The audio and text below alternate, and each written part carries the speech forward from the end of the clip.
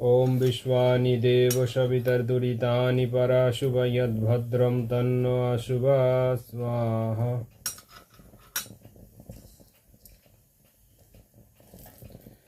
ॐ अग्नेन सुपथराय अस्मान् विश्वानि देव वयुनानि विद्वान् ययोझस्म जुहुरान्मेनो भूयिष्ठान्ते न मुक्तिं विधेम स्वाहा।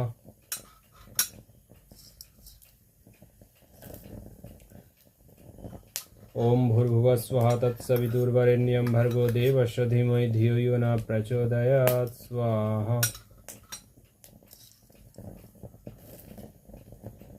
ॐ त्र्यम्बकं यजामहे सुगन्धिं पुष्टिवर्धनमुर्वारुकमिव बन्धनात् मृत्युर्मोक्ष्यमामृतात् स्वाहा।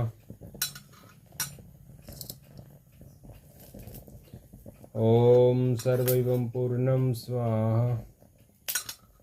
ॐ सर्वैवं पूर्णं स्वाहा।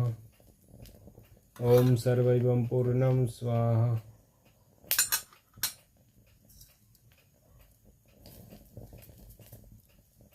নমস্তে মিত্রগণ, এই যে যজ্ঞের মতন একটা শ্রেষ্ঠ কর্মকে আজকে সমাজে মানুষ কিভাবে যে যজ্ঞ মানে কিছু বাড়িতে হয়ে গেছে তার জন্য করা উচিত, কিন্তু বাস্তবে যজ্ঞ তো আমাদের ঋষিদের দেখানো পথ এবং সংসারী প্রত্যেক ব্যক্তির নিত্যকর্ম এবং সে নিজেই করবে, মানে এই বিষয়ে আমাদের ধর্মীয় সিদ্ধান্তগুলো আত্মনির্ভর ছিল। কিন্তু আজকের সমাজে তাকিয়ে দেখুন, আজকে আমরা নিজেদের বলি সনাতনী, কিন্তু সনাতনী যে সিদ্ধান্ত, সনাতনী যে কর্মকাণ্ড, আমরা কি জীবনে সেগুলো পালন করি? এগুলো একটু ভাবনার সময় এসে গেছে আমাদের। আজকে আমি সোশ্যাল মিডিয়াতেও দেখি বহু মানুষ ধর্মের প্রচার করছেন, নিজেকে হিন্দুত্ববাদী বলছেন, কিন্তু বাস্তবে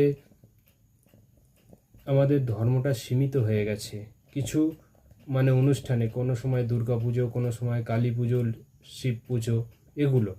কিন্তু বাস্তবে ধর্মের কর্মকাণ্ড প্রত্যেক দিন আমাদের পালন করা উচিত।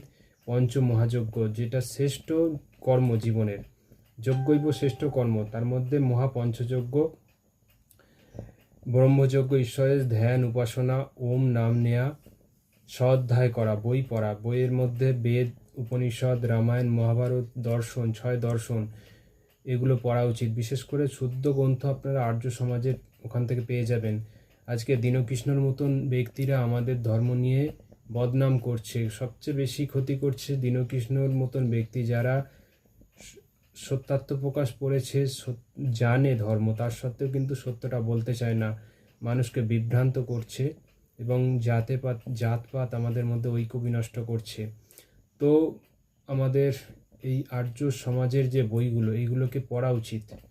সব কিছু আপনাদের মনের মতো নাও হতে পারে, কারণ এখানে যে লেখাগুলো আছে এগুলো বৈদিক সিদ্ধান্ত মতে ঋষিদের কথা আছে, এবং এই সব বই পড়লে আমরা কিন্তু অনেক জীবনকে উন্নত করতে পারি এবং আমাদের ধর্ম জাগরণ হতে পারে। তার জন্য আপনাদের অনুরোধ করব, অবশ্যই আর্য সমাজে আসুন। কলকাতা বিধান সরণি, এখানে লাইব্রেরি আছে, সেই বইগুলো পড়ুন, তাহলে কিন্তু আপনারা জ্ঞান অর্জন করতে পারবেন। আর নিত্য দেবযজ্ঞ করুন। আর এটা কোনো বিশেষ ব্যাপার নয়, অনেক খরচও হয় না, খুব কম খরচে আপনার সাধ্য মতন আপনারা ঘি দিতে পারেন। আমি ধরুন এই অল্প ঘি দিয়ে ছোট এই হাতা, মানে এই ছোট জায়গায় দেয়া হয়, তো এটা নিত্য, এগুলো মানে এগুলোকে বিশাল কিছু ভাববেন না। গায়ত্রী মন্ত্র দিয়ে দেবযজ্ঞ করুন। ব্রহ্মযজ্ঞ, দেবযজ্ঞ, অতিথিযজ্ঞ, বাড়িতে অতিথি, সাধু সন্ন্যাসী, তাদের সঙ্গে জ্ঞানের আদান প্রদান, তাদেরকে সেবা, এটা হচ্ছে অতিথিযজ্ঞ। বলি বৈশ্যদেব যজ্ঞ, মানে গোমাতা সহ প্রাণী যারা অভুক্ত আছে তাদেরকে কিছু খাবার দেওয়া, তাদের শারীরিক সমস্যা হলে সেবা করা, এটা সুন্দর একটা সিস্টেম। বলি বৈশ্যদেব যজ্ঞ এবং পিতৃযজ্ঞ, পিতামাতার সেবা করা, এটাও একটা যজ্ঞ। আমরা যে ভাবি যে মৃত্যুর পর যজ্ঞ, এটা কিন্তু ভুল। মৃত্যুর পর যে আমরা শ্রাদ্ধ, এটা বৈদিক নিয়ম বিরুদ্ধ, কারণ 16 সংস্কারের মধ্যে অন্ত্যেষ্টি ক্রিয়া, যার মাধ্যমে শেষ হয়ে যায় সব ক্রিয়া, এবং সেটাকে নরমেধ যজ্ঞ বলে, কারণ মানুষ, নর কথার অর্থ মানুষ, এবং মেধ, এখানে ওই মানে সেই যজ্ঞ, যেমন আমরা ঘি, হাবন এগুলো দিতে হয় মন্ত্রে পাঠের মধ্যে, সেই অন্ত্যেষ্টি ক্রিয়া পূর্ণ হয়, মানে সম্পন্ন হয়, তো সেটা অবশ্যই করা উচিত। আজকে বহু মানুষের মানে সাধ্য আছে ঘি দেওয়া, তার সত্ত্বেও কিন্তু মানে দাহ সংস্কারের সময় ঘি দেওয়া হয় না, যেটা খুবই মানে অজ্ঞানের পরিচয় আমাদের সমাজের। তো এগুলো পালন করুন। আর আমাদের সামনে 20 তারিখ থেকে জুলাই মাসে পুরোহিত প্রশিক্ষণ আসছে। যে কোনো বর্ণ থেকে আপনারা শিখতে চাইলে অবশ্যই আসবেন। এইসব যজ্ঞ এগুলো শেখানো হবে হাতে ধরে এবং মন্ত্র উচ্চারণ। তো আত্মনির্ভর হন, স্বনির্ভর হন এবং সনাতন ধর্মকে জাগরণে সময় দিন নিজেদের। না হলে কিন্তু ভয়াবহ দিন আসছে আমাদের। যদি আমরা এই কুসংস্কার অন্ধবিশ্বাস নিয়ে ধর্ম পালন করতে থাকি, আমাদের ভবিষ্যৎ কিন্তু ধ্বংস হতে বেশি সময় লাগবে না। আর যতদিন আমরা পূর্বপুরুষদের সঠিক ইতিহাসগুলো জানছি, ততদিন আমাদের ধর্মের প্রতি সেই ভালোবাসা আসবে না। আজকে রাম, শ্রীকৃষ্ণ এনাদের চরিত্র যেভাবে বাম ইতিহাস বলুন, আমাদের টিভি সিরিয়ালের মাধ্যমে বদনাম করা হচ্ছে, সেগুলোকে শুদ্ধিকরণ করতে হবে। সেটা আর্য সমাজের বই আছে যোগেশ্বর শ্রীকৃষ্ণ, যেটা শ্রীকৃষ্ণের উজ্জ্বল চরিত্রকে তুলে ধরা হয়েছে। সেখানে একমাত্র স্ত্রী ওনার মাতা রূপিণী, রাধা নামের কোনো অস্তিত্বই ছিল না মহাভারতে। এগুলো জানতে হবে আমাদের। আপনারা কৃষ্ণ চরিত্র বইটা পড়লে বুঝতে পারবেন। বঙ্কিমচন্দ্র চট্টোপাধ্যায় তিনি বলছেন রাধা আসিল কোথা থেকে।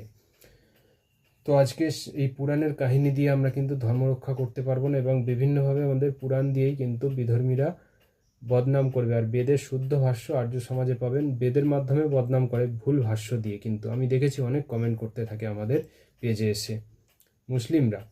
এবং আজকে এক ঈশ্বরবাদ এবং যে নিরাকার ঈশ্বরের যে কনসেপ্ট, সেটা সবচেয়ে ভালো বৈদিক সিদ্ধান্তে আছে।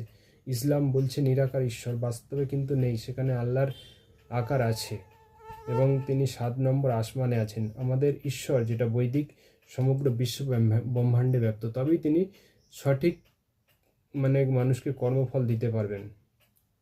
আর এখানে কোনো ক্ষমা নেই, পাপ করলে তার সাজা পেতে হবে বৈদিক মতে। কিন্তু পৌরাণিক কিংবা অন্যান্য রিলিজিয়ানেও কিন্তু পাপের ক্ষমা হয়ে যায় কারো নাম নিলে কিংবা কিছু কাজ করলে। নমস্তে।